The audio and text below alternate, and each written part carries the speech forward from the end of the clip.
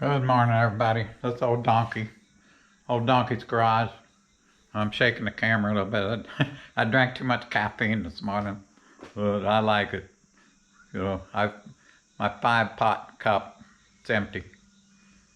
5 cup pot, something like that. So I'm working on something I don't usually work on this morning. I've got a 2013 Ford Escape with a 1.6 EcoBoost, and I'm replacing the oil feed line to the turbo. So I really didn't see any videos online. There's one guy posted on there and told you a little bit about how to do it. I think they bent the one line back a little bit to get the heat shield off and stuff. I found by taking that off, it makes it a little bit easier. Okay, so here's where I'm at. I'll show you what I'm doing. First thing, I got to take the heat shield off, and as you can see, this bolt is galded. That's one of the heat shield bolts. I sprayed it and I worked it back and forth and back and forth and back and forth, and I got it out. I'd rather spend a lot of time getting a bolt out than trying to get out a broken one. So I spent about, I don't know, 10 or 15 minutes or longer getting that out. Once you can get it to move, I work it back and forth and sprayed it. Once you can get it cracked loose, you can work it back and forth and usually get it out. So I did get that out, and you can either chase the threads back. The threads are cut to this now, so probably just put some never sees in it and tighten her up. Okay. So here's what I got. So I went underneath and down in here. Once you get down in there, then you can see, where is it? I don't know if I can get my camera in there. I think you can. You can see the top of the bolt. Then, so with the heat shield back, you can get into that turbo bolt down through the manifold. Up here, pretty easy thing to get that. And I found that you can get the heat shield back. There's one on bottom, and there's 2 on top. I don't know how good this will come out. But from the top, you can get this bolt out of this turbo cooling line, okay? And what I did was I pinched it off up here with a little clamp, so it's airlocked and it's not leaking all the coolant out. So there's the turbo line. They say they bend it back, but I just preferred to take it off. Ain't that big of a deal to take it off from there. Gives me better. So then I was able, without bending it up enough, I was able to get that back. And I think I can get down in there and get that okay. So let me see if I can. Okay, so I am able. This one is a 14 down in there. I don't know if I can get my camera down in there. You can follow it down. Yeah, you can see there. There's it's a 14. I'm able to go down through that hole just with the heat shield pulled back there.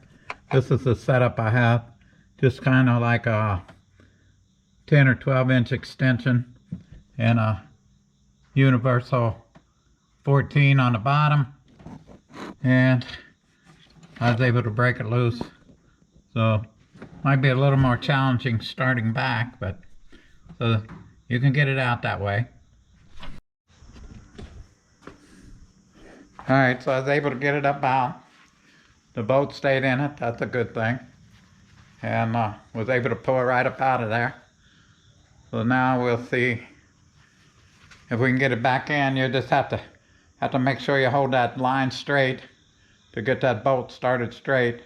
If you can't screw it in with your fingers, 3 or 4 threads, don't try to wrench it. So All right, let's see if we can get the old one back, or excuse me, the new one back in. Here's the new one the guy brought me. So looks good, and I can probably start it with a flat. And maybe get it started and then put this end in. It's pretty stiff, so probably gonna get this in and get it tight, and then bend it up and put that end in. So here's a little trick that this washer is loose on here, so if I try to put that in, I'm gonna fight and drop that washer. So what I did is I took transmission assembly lube, which is basically Vaseline, it won't hurt anything, and I put it on there, stuck that washer to it, and we should be able to get it down in without losing the washer.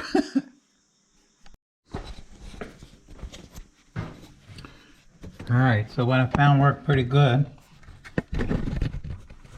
I got it in there, let's see if you can see my rig. Yeah, there we go. I used a quarter inch universal, quarter inch drive, 14 millimeter. Worked good. Over here on this end, you got to bend this line back a little bit so it doesn't interfere with you lining it up. Let's see, yeah. Because if it faces the block, it's going to impede you lining up. So once you get that started, tightened up, you're in good shape. So there it is. If old Donkey can do it, you can do it too.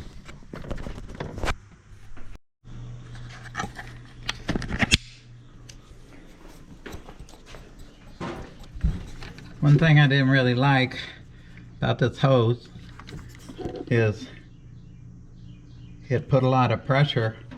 This is the aftermarket hose, so they didn't really get this fitting lined up perfect where it should be.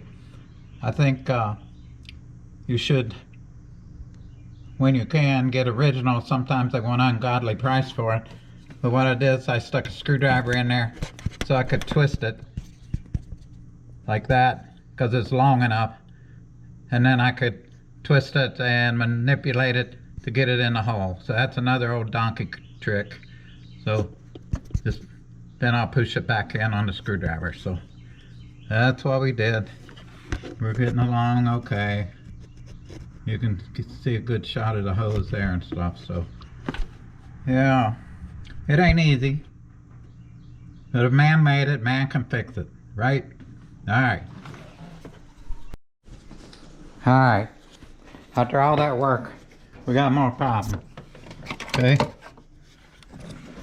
To move that hose, because they don't have it, this fitting in the right position, it should have been turned around more. When you turn that, it kinks this line. Okay? When you turn it to put it in the hole. So that's not good. So I'm taking that puppy off, and he's going to have to get original, because I put that in there, that kinks that hole, we're going to burn up the turbo. So you see the procedure. I'm not going to film it again with a good hose. Don't buy an aftermarket turbo hose for these, because they are no good. Okay? Maybe this was just a mistake, but I mean, you don't want to burn up your turbo because it's not getting enough oil. So there we go. Okay.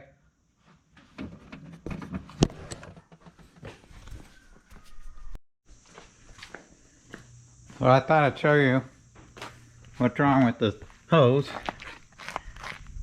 This is the aftermarket. And when this thing has to be perfectly aligned around. This thing's pointed that way a little bit. I moved it some.